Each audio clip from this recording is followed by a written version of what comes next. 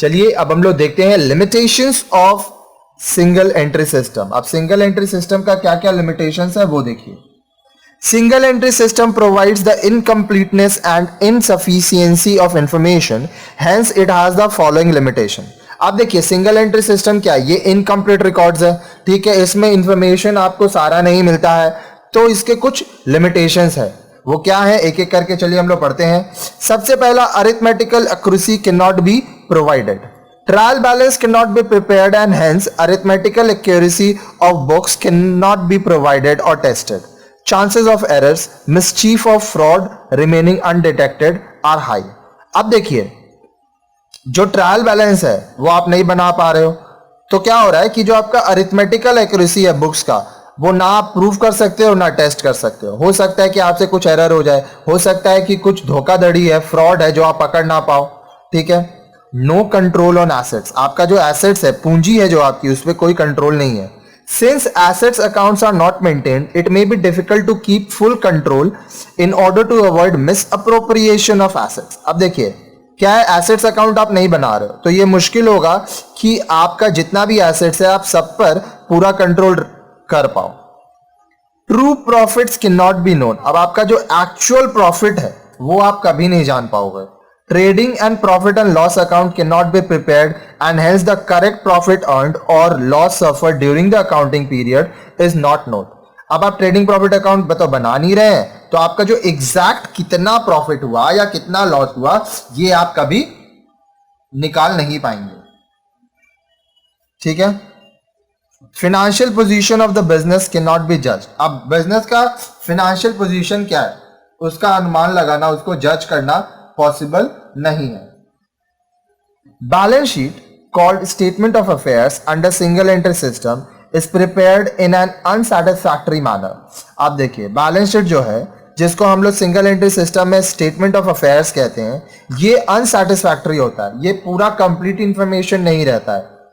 The assets and liabilities are not provided from records but are put down by physical inspection and on estimated basis.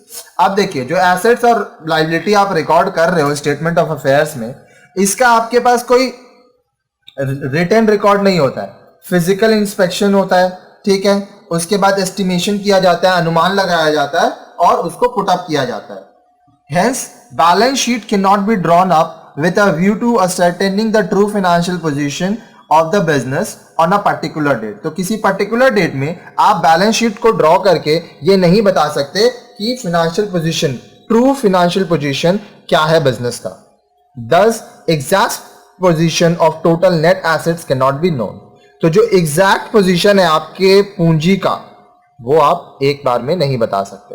अब देखिए next, no internal check, since internal check is not possible the method gives enough room for errors and frauds besides their detection is very difficult. अब देखिए कोई checking तो है नहीं यहाँ पे, तो इस केस में क्या हो रहा है कि हो सकता है कि बहुत सारी गलतियां हो सकता है बहुत सारा फ्रॉड्स हो और इसको खोज पाना भी बहुत मुश्किल है।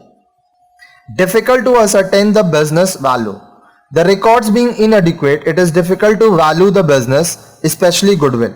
अब देखिए जो आपको रिकॉर्ड्स मिल रहा है वो इनएडिक्वेट है, वो प्रॉपर नहीं है, एग्जैक्ट नहीं है, तो बहुत ही मुश्किल है कि बिजनेस का गुडविल हुआ वो सबको कैलकुलेट करना।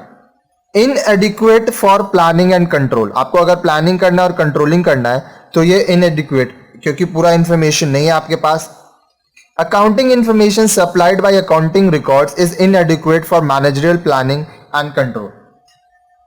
Incomplete and unscientific system, this system is incomplete and unscientific as both the aspect of a transactions are not recorded and no set rules are followed for recording them।